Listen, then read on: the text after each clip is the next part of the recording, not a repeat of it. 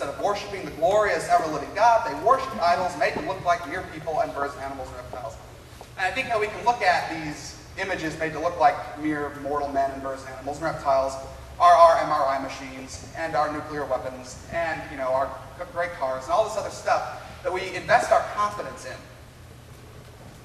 And we lose sight of who's still in control. And the church, I think, this is a really bad one, I think, because we don't even realize it until we think about this kind of thing. Go, gosh, why pray for rain when you can just ask the weatherman? And then we have another verse from Deuteronomy.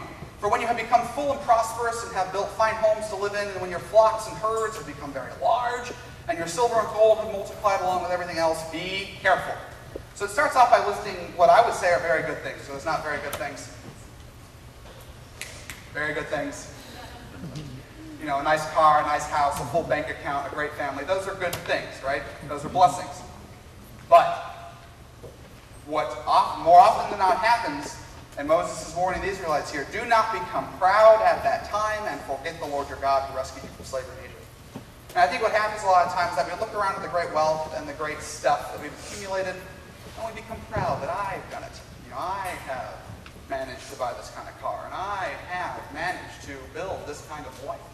And what we don't ever want to think about is that in a second, it can come crashing down. Look at our economy today. I don't think anybody saw this necessarily coming. Mr. Fay probably did, but he didn't tell anyone. But we think we have security. We think we have control, and the fact is that we do not. And so instead of it being enamored with God, we are distracted by what we can do. And we talked about how the first church was watching for God, and seeing God. And today, we have closed our eyes to God.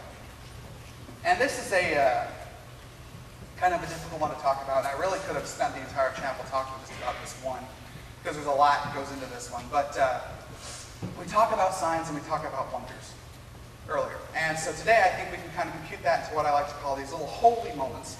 And there are two types of holy moments, which kind of correspond to a wonder and a sign. The first one, which you could call a wonder, is just these moments of true perspective when you are just confronted with something and you just have to accept the fact that there's a God, that you see something bigger. Those tend to be unpleasant experiences for some reason, because holy does not equal good or bad, and that's an interesting thing, and we all need to remember that. But these moments of true perspective tend to be extremely, not necessarily extremely, but extremely unpleasant. And I have an example here for you, and it's from a book by Rob Bell called Velvet Elvis. I encourage you all to read it. And he was talking about this kind of thing, and he gave two examples. I'll just read one of them. But I went to a funeral several years ago and walked into the lobby of the chapel and immediately thought I was the first one there. Then I realized I wasn't the first one. The husband of the woman who had died was there, standing over the open casket. I walked over to him as he stood over her body, put my arm around him, and didn't say anything. Just the two of us in this big open room looking down at his wife's body. He just kept saying over and over, she was such a good woman. She was such a good woman. And we stood there together for a while with my arm around his shoulder, and I listened to him repeat, she was such a good woman. The ground is holy.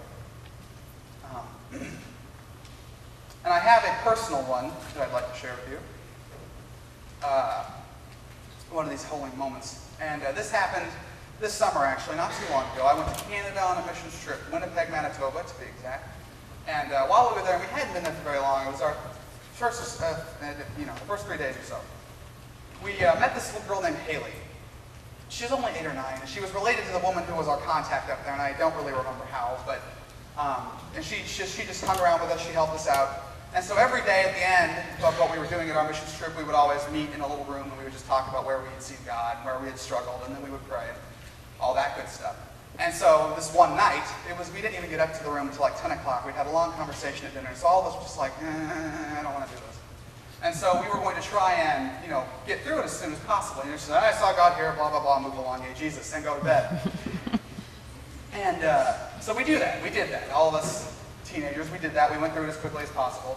And then we started praying, and we were all praying, blah, blah, blah, help the children, just trying to get through this as soon as possible. And I could, in the midst of all this, Haley was sitting in the middle of us. And while we were all praying, she would occasionally interject with these cutesy little girl prayers. Help my kitten, or help my cat who's having kittens, and help the sun to shine tomorrow, blah, blah, blah. And we all nodded, and we're like, yes, yes, yes, move along.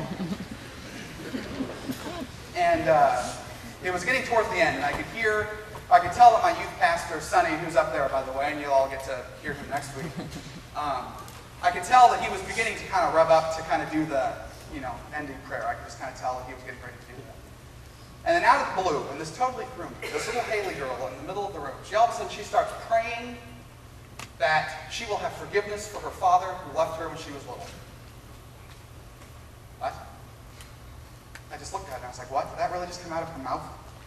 And she continued praying, for this man, and to pray that God would give her the insight to know that, if her father still loved her, and for God to give him the understanding that she still loved him. So I'm sitting there going, oh my gosh, this is coming out of this little girl.